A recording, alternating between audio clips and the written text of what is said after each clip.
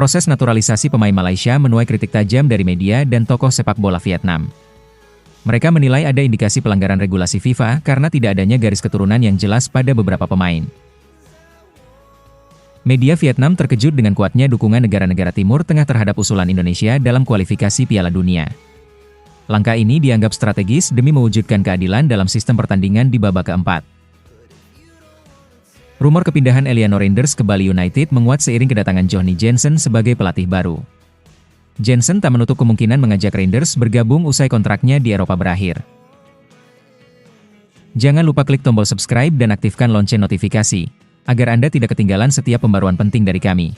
Simak selengkapnya, hanya di Timnas Gol IDN.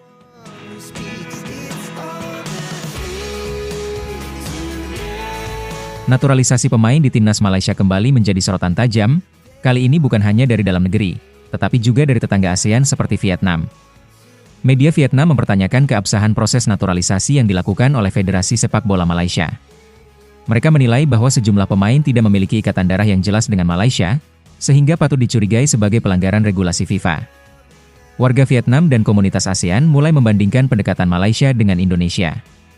Dalam kasus Indonesia, pemain diaspora yang direkrut memiliki garis keturunan yang jelas dan bisa dibuktikan melalui dokumen resmi, seperti akta lahir dan silsilah keluarga.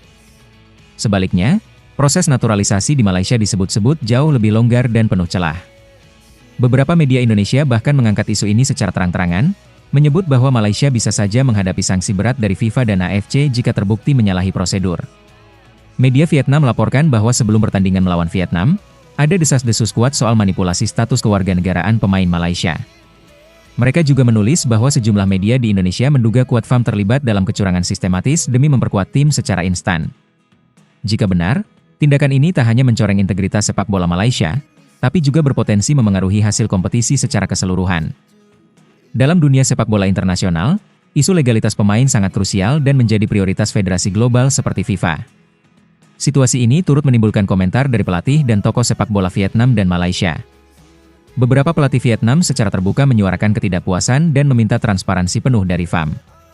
Sementara dari kubu Malaysia, ada pembelaan bahwa semua proses sudah sesuai aturan.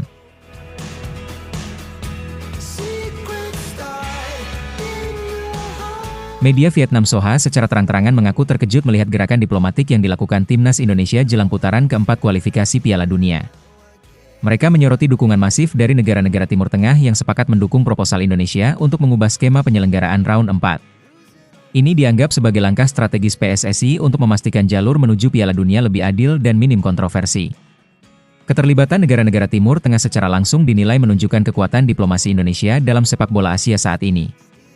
Proposal yang diajukan menyentuh isu krusial, yakni keuntungan tidak adil bagi tim tuan rumah seperti Qatar dan Arab Saudi. Dalam sistem home tournament, dua negara ini berpotensi mendapat keuntungan besar dari segi adaptasi cuaca, dukungan supporter, hingga pengaruh teknis lainnya. Karena itu, Indonesia dan sekutunya meminta agar pertandingan yang melibatkan Qatar dilakukan di Arab Saudi, dan sebaliknya. Hal ini ditujukan untuk menyeimbangkan situasi kompetitif antar peserta. Media Vietnam menilai bahwa langkah ini sangat taktis dan bisa memaksa AFC untuk mempertimbangkan ulang sistem yang ada. Dari sisi teknis, usulan ini bukan hanya soal lokasi semata, tetapi lebih jauh menyangkut asas keadilan dalam kompetisi internasional. Dengan pertandingan yang berlangsung di tempat netral, maka potensi bias non-teknis seperti tekanan supporter lokal, cuaca ekstrim, serta kemungkinan pengaruh wasit dapat ditekan seminimal mungkin. Hal ini sangat penting mengingat babak keempat akan menentukan siapa yang bisa menginjakan kaki di Piala Dunia. Indonesia bersama Irak dan beberapa negara lain memahami bahwa momentum seperti ini harus dimanfaatkan secara maksimal demi peluang lolos yang lebih terbuka.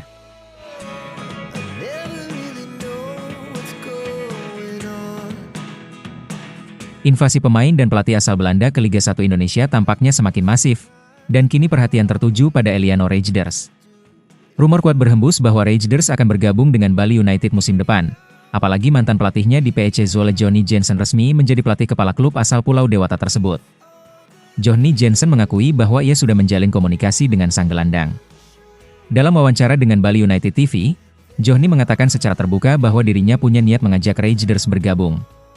Namun, ia juga menyadari bahwa saat ini sang pemain masih terikat kontrak dan tampil baik bersama PEC Zwolle, serta sedang dalam momentum penting bersama timnas Indonesia. Kendati demikian, Johnny tak menutup kemungkinan bahwa Raiders bisa pindah ke Indonesia di masa depan setelah kontraknya berakhir.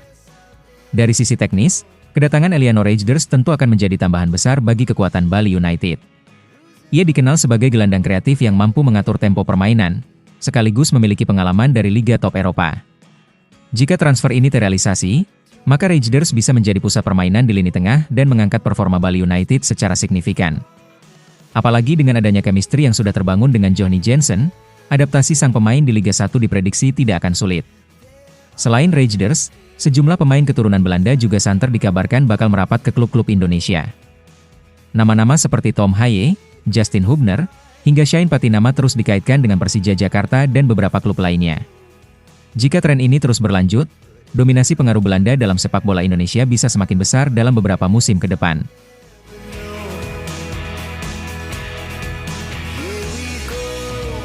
Drama transfer pemain naturalisasi timnas Indonesia semakin menarik untuk disimak, khususnya menyangkut Shane Patinama dan Jordi Amat. Dua nama ini tengah berada di tengah sorotan karena keduanya kini berstatus tanpa klub. Shane Patinama resmi dilepas KAS Eupen bahkan sebelum musim berakhir, sementara Jordi Amat mengakhiri kontraknya dengan Johor Darul Ta'zim setelah 3 musim membela raksasa Malaysia tersebut.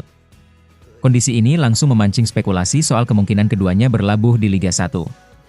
Klok mengungkap bahwa ia dan Patinama berada di bawah manajemen agensi yang sama, dan membenarkan bahwa sahabatnya itu telah menandatangani kontrak baru. Namun, Klok dengan tegas menyebut bahwa klub tersebut bukanlah Persib Bandung. Meski tidak menyebut nama tim, pernyataan ini cukup untuk mematahkan rumor yang menyebut Patinama akan bergabung dengan Maung Bandung. Sementara itu, nasib Jordi Amat masih jadi misteri. Ketika ditanya oleh media soal kemungkinan Amat bergabung ke Persib atau klub Liga 1 lainnya, Klok menjawab dengan nada bercanda, "Mau bayar berapa biar saya kasih informasi?" Kalimat tersebut bisa jadi sinyal bahwa negosiasi sedang berjalan atau bahwa ada kesepakatan yang belum boleh diumumkan. Yang jelas, baik Shane maupun Jordi kini tengah menjadi komoditas panas di bursa transfer Liga Indonesia. Fenomena ini menjadi menarik karena sejak awal proyek naturalisasi pada 2020, belum ada satupun pemain abroad yang benar-benar bermain di Liga 1. 5 pemain naturalisasi saat ini sedang jadi incaran sejumlah klub dalam negeri.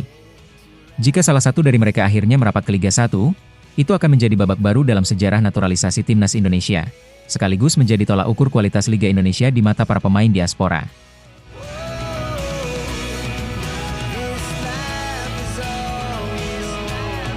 Persaingan panas di level Asia Tenggara memasuki babak baru, kali ini dengan Vietnam yang resmi merevisi undang-undang kewarganegaraannya.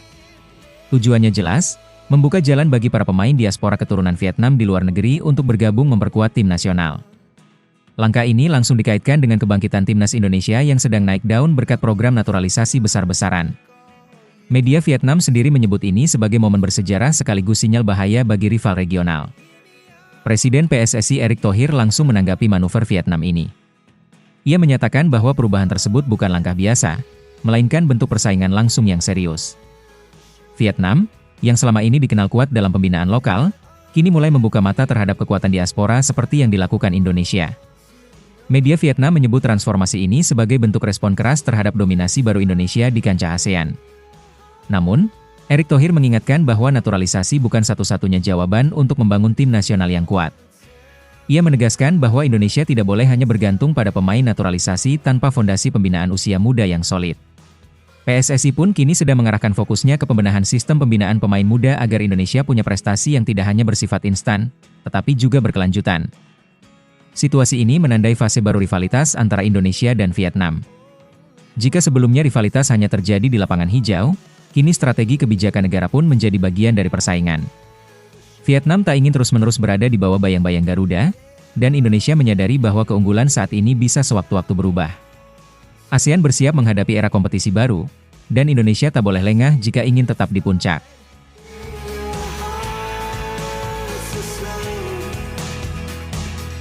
Situasi geopolitik di Timur Tengah kembali jadi sorotan, khususnya di Qatar yang selama ini dikenal sebagai pusat penyelenggaraan event olahraga dunia.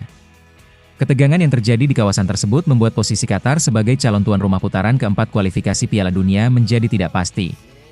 AFC pun dikabarkan tengah mempertimbangkan pemindahan venue ke negara lain yang lebih stabil dan aman secara politik, demi kelancaran jalannya turnamen.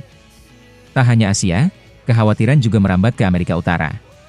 Amerika Serikat, Kanada, dan Meksiko yang ditetapkan sebagai tuan rumah Piala Dunia oleh FIFA turut menghadapi tantangan politik dan keamanan. Jika skenario terburuk benar-benar terjadi, bukan tidak mungkin FIFA mencari alternatif tuan rumah yang siap secara infrastruktur dan situasi domestik. Indonesia pun disebut-sebut sebagai salah satu opsi potensial dalam skenario darurat ini. Indonesia memiliki alasan kuat untuk dilirik sebagai kandidat pengganti. Stadion utama Gelora Bung Karno telah terbukti mumpuni dalam menggelar pertandingan internasional berskala besar. Antusiasme supporter Merah Putih juga menjadi nilai tambah besar. Jika skenario ini terwujud, maka timnas Indonesia bukan hanya mendapat dukungan masif dari publik sendiri, tetapi juga bisa tampil lebih percaya diri menghadapi lawan tangguh dari Asia di kandang sendiri. Lebih dari sekadar keuntungan sepak bola, menjadi tuan rumah akan memberikan dampak luas bagi Indonesia. Mulai dari sektor pariwisata, perhotelan, transportasi, hingga promosi global akan mendapatkan manfaat besar. Pemerintah dan PSSI pun disebut-sebut tengah memantau situasi dan bersiap jika peluang tersebut benar-benar terbuka. Jika benar SUGBK jadi saksi sejarah Indonesia tampil di kualifikasi atau bahkan Piala Dunia, maka ini bisa menjadi titik balik besar dalam sejarah sepak bola nasional.